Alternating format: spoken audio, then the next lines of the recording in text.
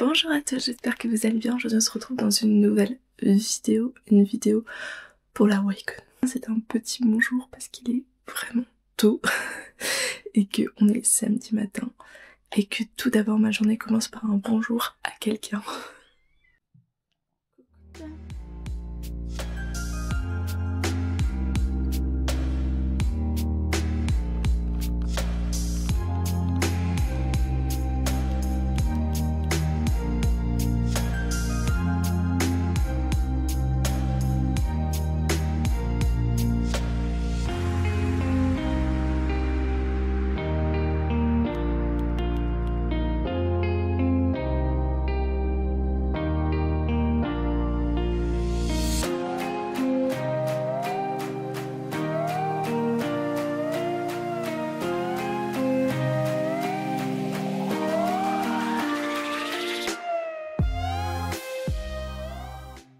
Donc là, on était à l'espace cake, on a posé nos affaires et là je vais poser mes pinces.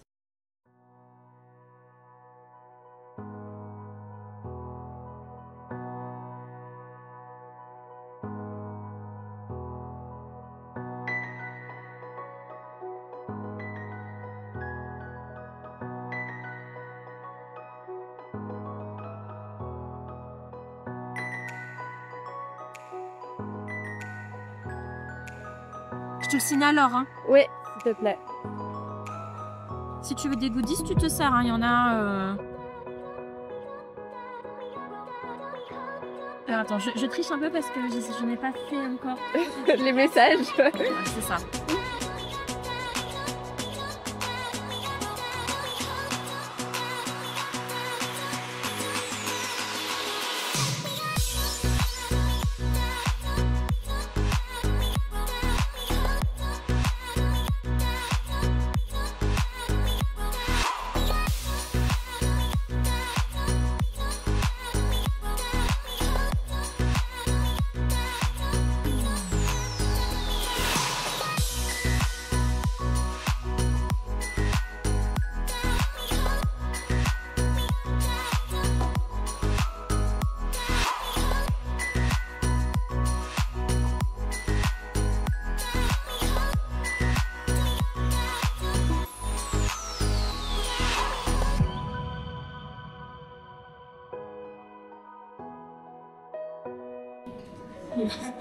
Aujourd'hui, je suis en train de lancer mon propre studio de production webtoon qui s'appelle Curve Studio et j'espère que vous en entendrez bientôt parler.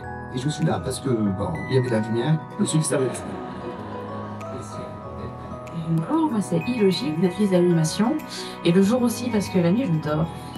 Je fais de la BD et du webtoon. Je suis là principalement parce que le mois dernier on a sorti le tome 1 de Vertu de Saint-Cyr qui est l'adaptation papier du webtoon qu'on a sorti avec Ono, avec Rutil sur Ono l'année dernière. Master Rainbow Online. I'm the creator of the webtoon World Friends, which I've been making since 2021.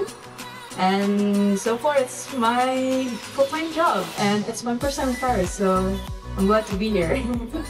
You have to sacrifice a little bit of your art skills. You can't always do your 100% on comics.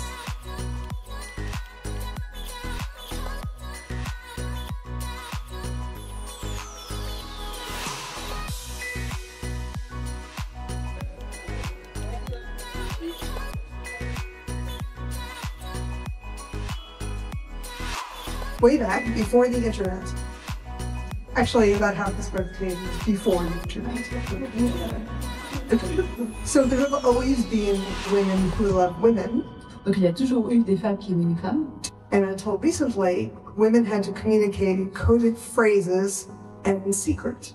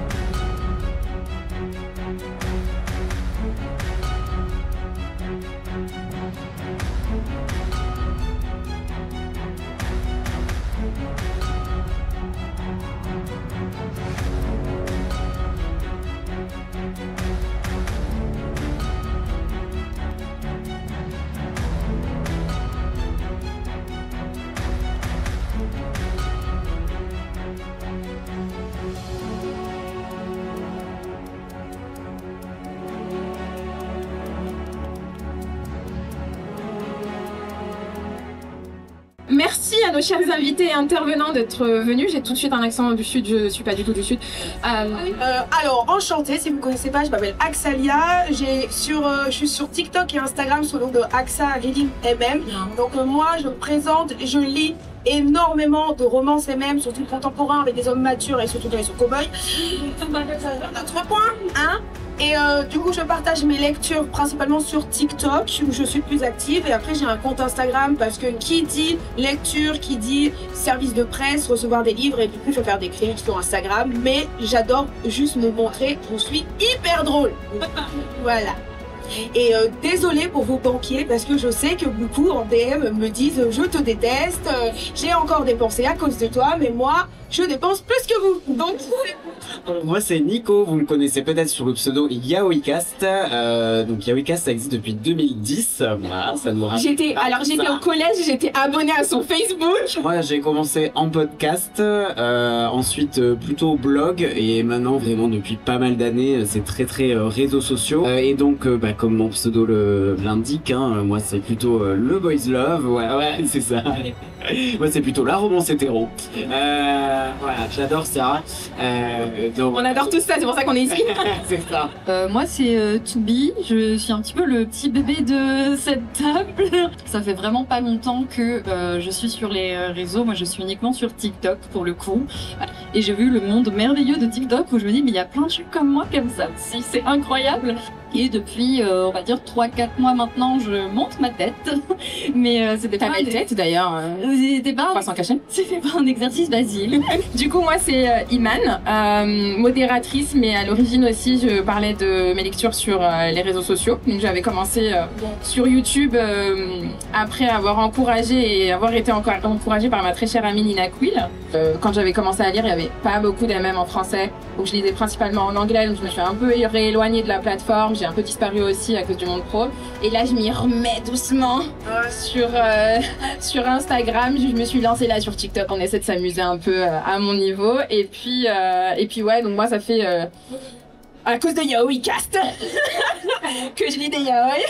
Non, c'est faux. J'ai commencé avec des fanfictions et puis après j'ai lu des yaoi et ensuite j'ai lu des encore plus de fanfictions et puis après j'ai découvert des romans et en fait c'est un puits en fait. Une fois qu'on tombe dedans, c'est difficile d'en ressortir. Moi, c'est les mots en fleurs. J'ai commencé sur Instagram il y a 2 ans à peu près. Je lis de tout. Mais depuis août de cette année, j'ai commencé un podcast avec mon amie là-bas, Jane. C'est un podcast qui s'appelle le Book Club Lesbien. Et petit à petit, je lis de plus en plus de lesbiens, de romans et de romans graphiques surtout. Mais je ne me suis pas encore replongée dans les mangas, mais je pourrais apparemment trouver quelques infos par ici. Je me permets quand même d'ajouter que en introduction à la Icône, elle a commencé un peu cette série de posts justement pour mettre en lumière ces autrices de FF. Donc Interview d'une icône qu'on a adoré et justement on a reconnu pas mal d'autrices qui comme on disait voilà qui ont des petits stands, qui n'ont pas nécessairement autant de visibilité ou de communication que certaines maisons d'édition ou autrices de MM qui ont quand même une communauté assez existante et qui les suivent assez bien.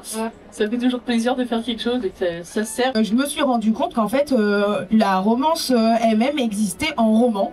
Donc mon premier ça a été un Charlida d'ailleurs. Ça a été son premier aussi à elle. Et je me suis dit ah ouais franchement je peux passer 4 heures, 5 heures sur un bouquin genre avec une histoire vraiment construite et écrite et travaillée. J'étais là genre incroyable, ça existe.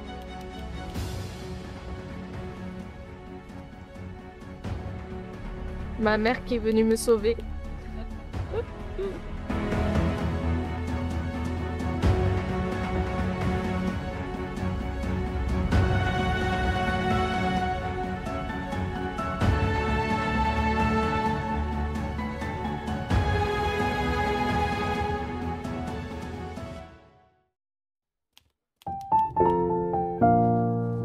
Il est encore très tôt, même si je suis un petit peu en retard, je vais arriver plus tard qu'hier parce que j'avais besoin de dormir, parce que c'est vrai que sur Insta j'ai pu vous filmer un peu mais j'avais oublié ma caméra et hier soir j'ai fait la course des lumières, enfin plutôt la marche de la course des lumières avec mes parents, c'est un peu une tradition depuis pas très longtemps, mais on essaye de le faire parce que c'est une course, une marche qui permet de soutenir la lutte contre le cancer.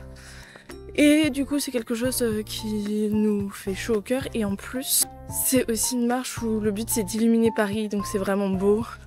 Il y a de la lumière, là ils avaient amené de la musique. Et il y avait aussi ce qu'il n'y avait pas l'année dernière, des tambours. Donc des tambours et d'autres animations pendant qu'on marchait, donc ça c'était vraiment cool. Donc hier soir j'ai fait ça, j'étais hyper crevée, du coup je me suis dit bon je vais me mettre 9h30. Ce matin je me lève au réveil, je me dis allez je me chauffe, j'essaie de partir vers 8h, comme ça je suis à 9h. Et comme ça j'aurai juste grillé ma demi-heure parce que comme j'ai un pass, je peux rentrer normalement à 8h30. Bon voilà, du coup je me suis dit allez 9h. Hier j'ai pas eu trop le temps de vous prendre face caméra parce que tout allait très très vite. C'était vraiment une journée chargée, il y avait énormément de monde, mais ça je pense que vous l'avez vu. J'ai beaucoup fait d'attentes dédicaces. Et après ça m'arrangeait parce que j'ai l'habitude de faire la Wacom en 1-2 heures, 3 heures peut-être, d'habitude le dimanche matin. Heureusement cette année j'ai pu venir samedi puisqu'il y aura des livres qui seraient partis direct. Parce que y avait plus de place et qu'il y avait énormément de monde, donc les gens se sont un peu jetés et je pense que les auteurs, les maisons d'édition n'avaient pas la notion en fait du stock qu'il fallait. Donc il y en a, ils ont déjà plus du tout. Le bus n'est pas passé. Donc maintenant, marche quoi.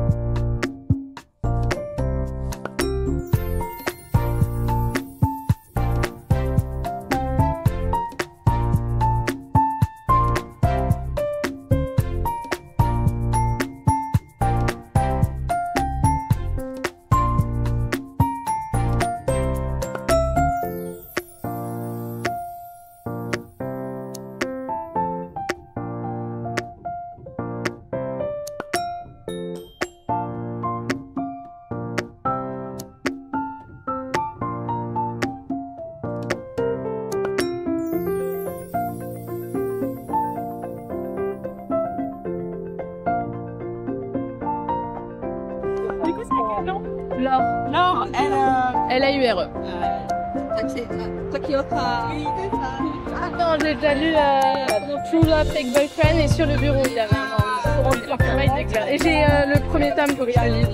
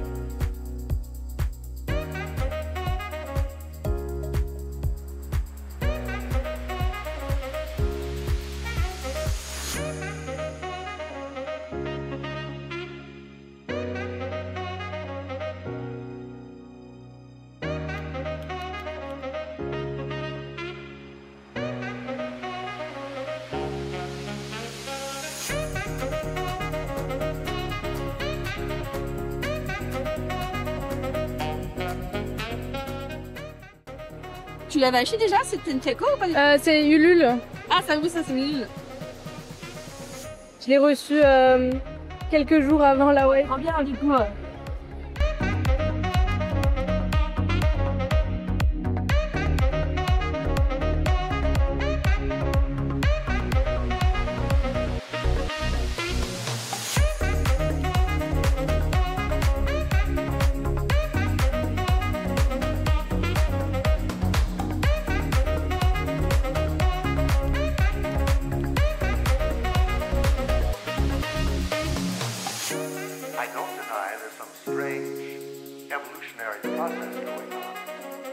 But mankind won't be destroyed. The fact that you and I are working here today is evidence of that.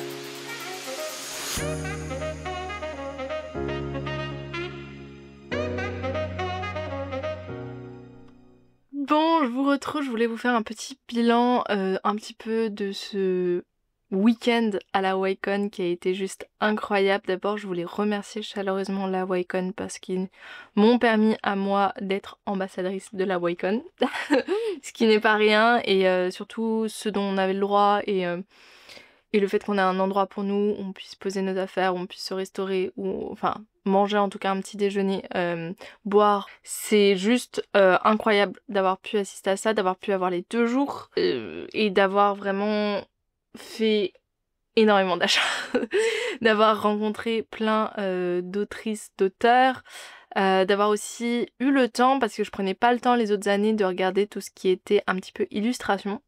Je dois être très honnête avec vous, c'est la première année où je prends le temps et j'en ai acheté.